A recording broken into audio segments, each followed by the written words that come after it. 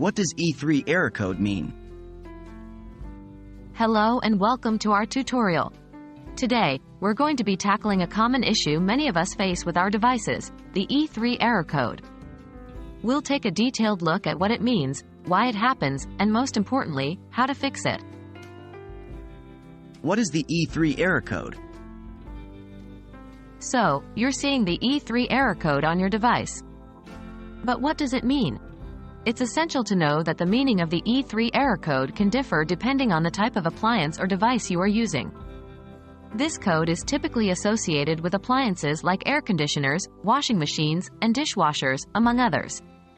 For example, in many air conditioning units, the E3 error code signifies an issue with the system's cooling functions or low refrigerant level.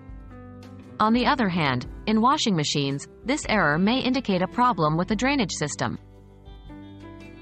Why does the E3 error code appear? Now that we've discussed what the E3 error code generally signifies, let's talk about why it appears. In essence, the E3 error code appears when there is a malfunction or anomaly detected by the system in your device. This is usually a protective measure taken by the machine to prevent further damage. By stopping and signaling the problem with an error code, the device allows the user to address the issue before it worsens. How to fix the E3 error code?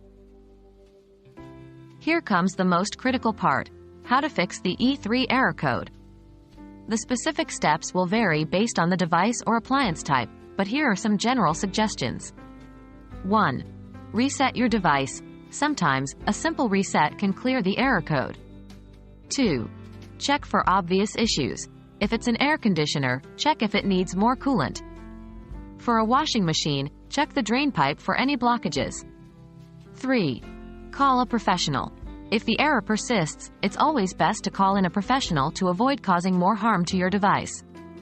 Remember, it's always a good idea to refer to your user manual or contact the manufacturer's customer service for device-specific instructions.